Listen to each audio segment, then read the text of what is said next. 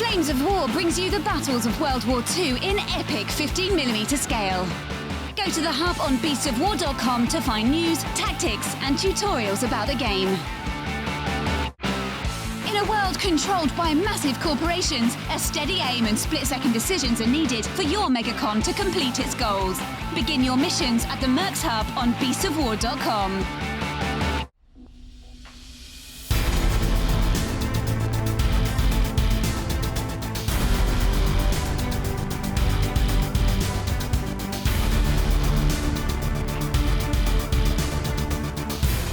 There's a gap here, so we want to take care of that. There is a bit of a gap on the shoulders.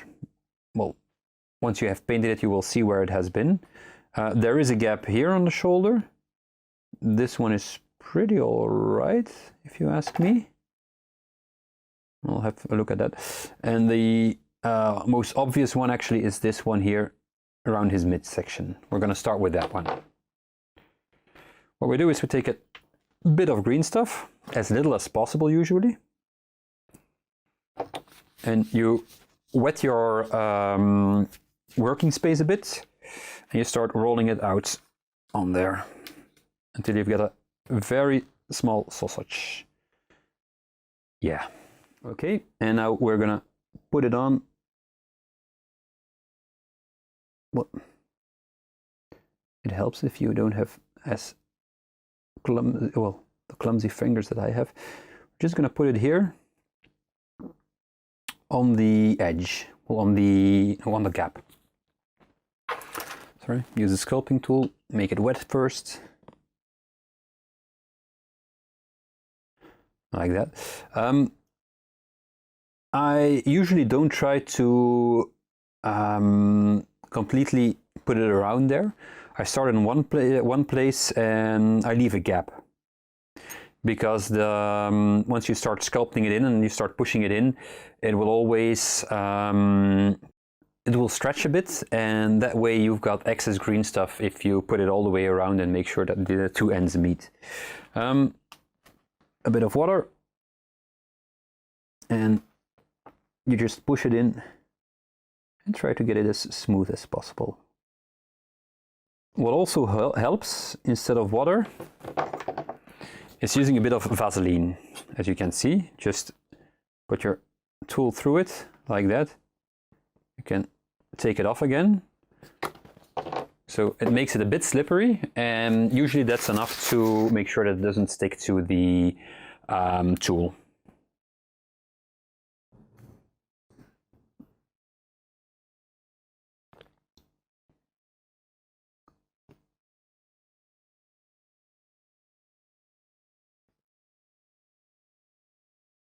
As you can see here, I've put a fingerprint into this piece of green stuff, so now I have to clean it up again. Yep, that'll have to do. There'll be 2 loincloths hanging in front of that, so that'll be good like that. Speaking of the loincloths, let's put those on. First, the one in the front. Once again, I always dry fit it before I put it on. Yeah.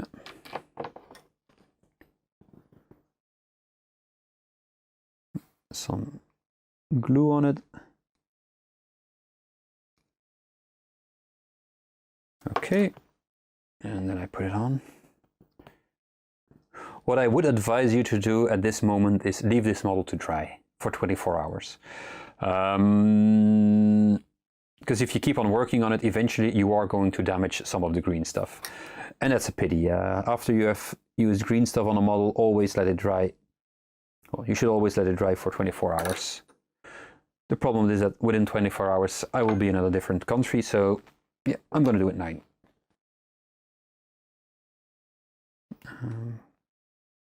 Some glue on it.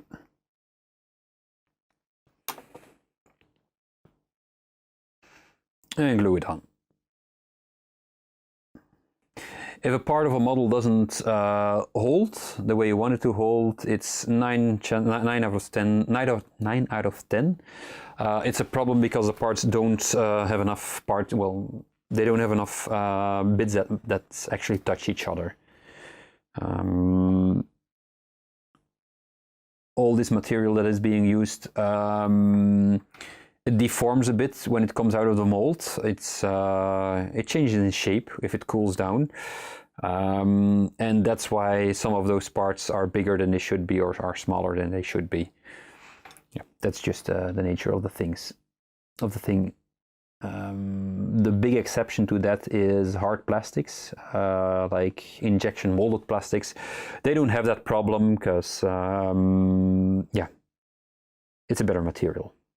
Let's do the base. I'm gonna put some glue on it. Like that. Just slide it in there. That does the trick.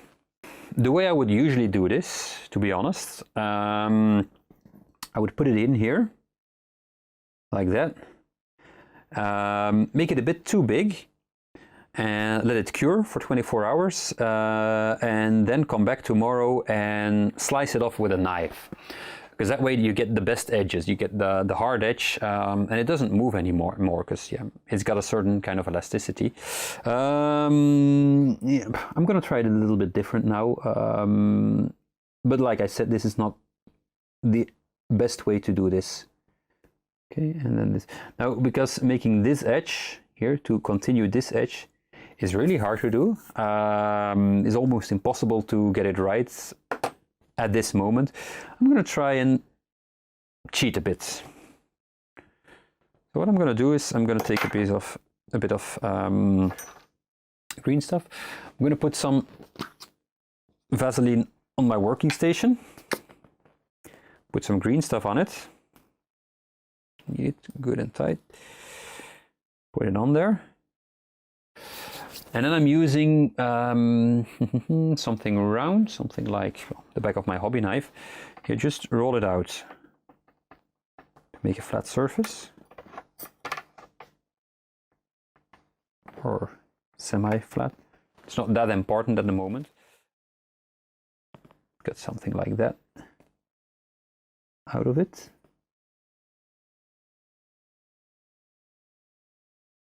Okay. Just getting the water off. Like that. Then I'm going to use my other knife because it can bend like that. Put it in water. Slice it underneath it. On the other side. Should be two separate parts.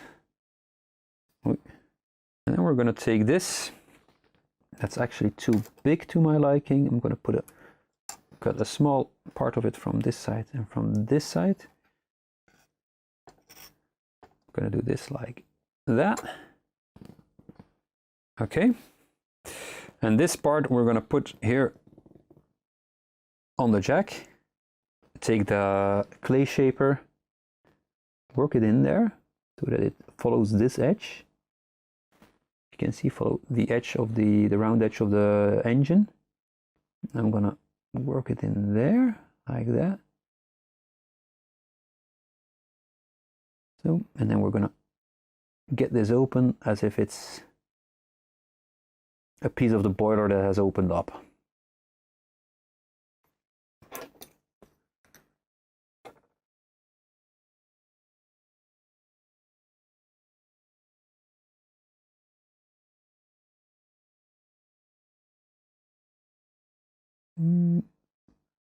Something like that, and that way you can camouflage that little bit that we didn't want to do because it was too hard to do. Just to get it completely right. Oh.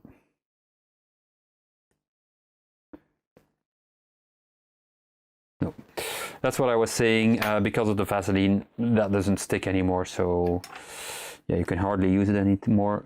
What you could do is put a bit of super glue in there. I might have to do that anyway. Put a dot of super glue in there. And push this in. This is pretty dangerous because the super glue will also stick to your tool, and yeah. Now for the final touch, I had one part lying around here that I still needed. Where is it? You see, this is a net gun, and it's got a should have a coil on the end where the with a chain on it. This is the coil with a chain on it, and I've got a bit of the chain here. So we're going to see where we can position that. So where the chain should go. So if I put it on here like that, I can put the chain in between there, I think. A bit of the green stuff, just a tiny bit underneath it here. Put this here on the top, right? While that is still wet, I'm taking the chain, putting a bit of glue here and a bit of glue here. Okay, perfect. Cephalix Jack, he's got all these big tubes coming out of his head, out of his, the back of his mask. That's where all the fluids go, how they control him. So we're gonna put some of those on the model as well. Just to show that he has been, it's not just a dire troll with some bits bolted onto him, but he's actually completely being controlled by the Cephalix. When you're taking green stuff, when you're cutting green stuff, if you want something like the base, it's not that much an issue. But if you want to do something fine, something detailed, like we're going to do right now, what you should do is cut out the middle end of the green stuff, because where the yellow and the blue meet, that's where it bonds, and that's where there's a chemical reaction and it becomes hard, really. The problem is that when the blue and the yellow is against each other, there's actually a tiny part here in the middle that does that already. If you start to put it together with that part in it, you get a bit of a hard part, a hard sliver in your green stuff. Especially if you want to make something like a piece of cloth or a tube or something like that, you want that out, because that's the part that's it's going to ruin your model, because you've got a nice even cloth, a piece of cloth, for example, and you can, at sometimes you can actually see the hard parts in between there and see where it's sitting, and it's a pity, of course, if that happens. A little bit of a sausage here. I'm taking just a piece of plastic. You can take any piece of plastic you want. I just took a template that I bought once, and you're gonna roll it over that there. Why do I use something like this? Do I use a piece of plastic? Because that way you get a nice and straight tube. Once again, usually you have to let this dry for a bit. I'm going to let this dry for a small bit. Usually you should let it dry for 1 or 2 hours. I'm going to let it dry for a little less than that, but should be fine.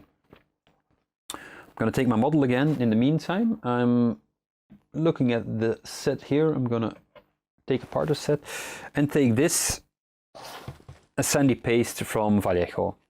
I really like this stuff. It is if I can open it, it's really, as you can see, it's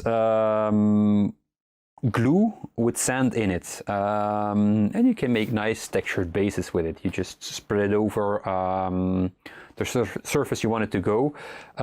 It dries up nicely and it leaves a nice sandy texture. I really like using it. Taking my sculpting tool, just take a bit out of there. Taking the model, be careful not to touch it on the green stuff parts.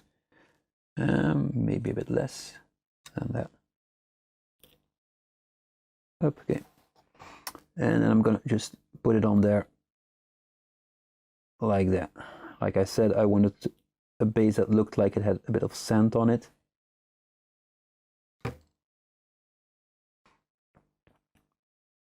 Over the jack. It won't dry up as high as you see it now, because most of it is or PVA glue, I guess. There's some other stuff in there as well, I think, but so it will shrink once it's dry, so you should be a bit careful where you put it, well, that you don't count on it being drying up like that, but as long as you cover everything, you should be fine. This is also the reason why I put the green stuff on first, because if you just want to build up with this stuff, yeah, that doesn't work. That simply doesn't work, and you get a very flat base if you do that.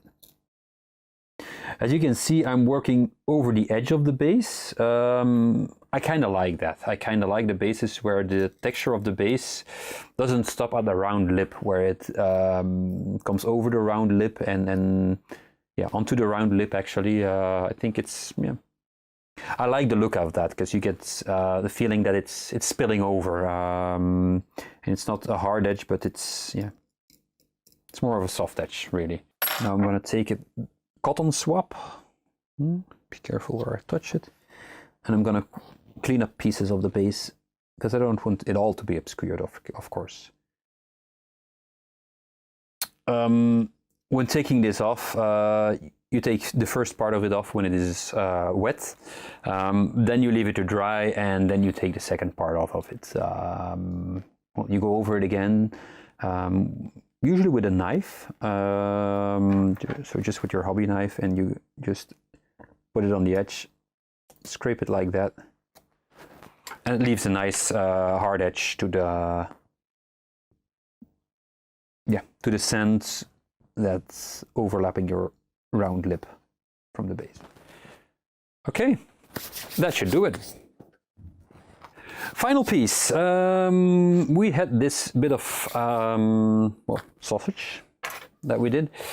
I'm going to take my hobby knife, my X-Acto blades. I'm going to put it in the middle of my working space. Now this takes a bit of getting used to, I have to admit it. This takes a bit of practice. There are companies that sell those rubber molds that you can roll over it to make all indentations in it. I don't have one right now, so I'm just going to wing it and do it with my knife. What you do is you just put it on the one side of the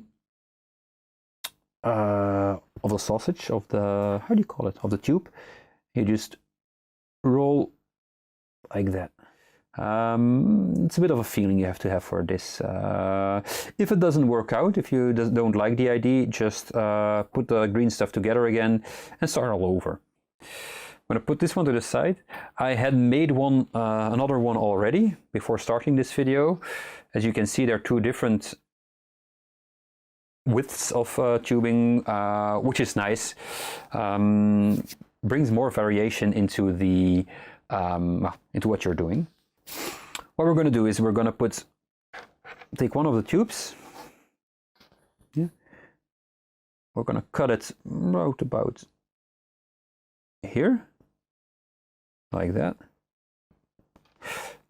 Once again, you should wait for this until it is cured, because if you do, then you don't get the fact that the edges are starting to bend or starting to warp when you cut it. But we're gonna take the model. Take the model over here. It's difficult to see with all the extra bits we've put on it. And we're gonna put the tube right out of his brain, like that. I'm gonna snake it over the body here. Okay, I'm gonna put some glue on there. I'm gonna put some glue underneath here, like that. I'm going to put some glue here and here into this bit. Okay, just like that. In the end, I'm gonna put take my tool and very gently try to sculpt it as if it is coming from between the scales on his back, from between the rocks that are on his back. You see? Like that. That way you get a feeling that the tube starts somewhere and ends somewhere, which is always better. Okay, like that. Next to the other one. Put a bit of glue on it already, like that. And then we're gonna leave this one go in between here. Why not? Put a dab of glue there, like that. Okay. And once again, I'm gonna push it in here so that it looks good.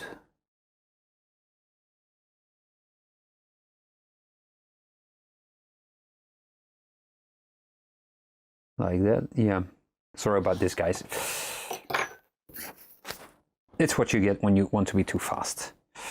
I'm taking the other part. As you can see, this one I've let cure for a bit longer, and I can do just about anything with it. It's still pliable, it's still bendy, and I can push it without completely ruining it. So that's what you should be going for. I'm gonna cut this one into 3 bits, I think. They're short one, why not? And a very long one. Yeah. And then a dab of glue on there, like that. I'm gonna take it long tube, push it in there. It's gonna go over these, gluing my finger. As you can see, it isn't as bendy as the ones that are just made, but yeah, that's the way you want it to be, of course. Like that.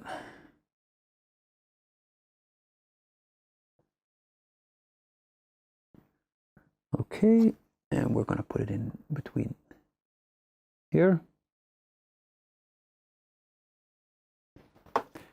Like that. I'm using my sculpting tool for this. Oh.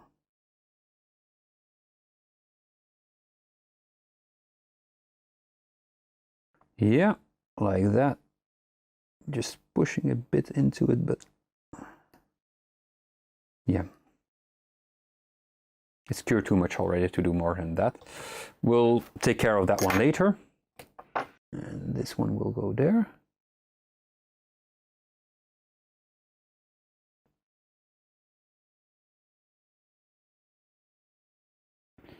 Okay. Now we're going to put this end over there. So a bit of glue. And putting it in place. Like that.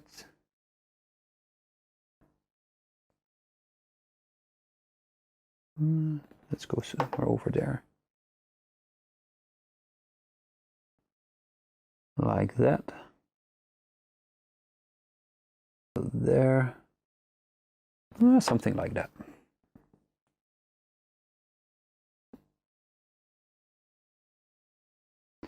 And just push that in between there. We had some of these bits that didn't end the way I wanted them to end, just like this one. I'm gonna cut a bit off, like that, to chamfer it a bit, to round it out a bit, like that. Then take some green stuff, make a tiny tube out of it, and then you can put it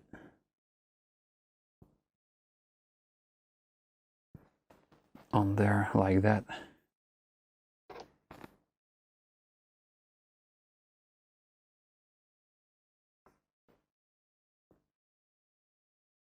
So that you make a bit of a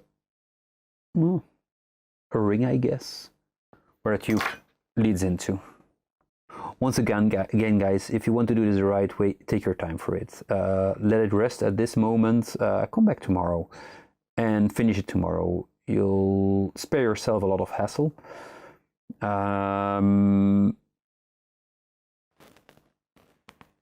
Yeah. everything that's got green stuff or that's got something to do with green stuff or with glue that has to dry, or PVA glue, you need time for that, and you need time to let it cure and to let it set. So, the finished model, guys. This is him. So it's a dire troll that has been taken by the cephalics, and yeah, they've turned him into a monstrosity. Give it a spin around like that. Okay. So guys, I hope you enjoyed this video. It's a fun way to mix things up in your army, take different models, use them as monstrosities or something like that. Just look in the fluff. Yeah, make something fun out of it. You don't want all models to look exactly the same. So yeah, just have fun with it. Try something and yeah, have fun. So I'll see you in the next video. Bye! Anime cyberpunk style meets skirmish combat in Infinity. Experience 8 high-tech factions and fight to control the human sphere at the Infinity Hub on beastsofwar.com. Progress comes to a world of magic as science and the arcane combine to make marvels. Meet steampunk inventors and orc mystics at the Volsung Hub on beastsofwar.com.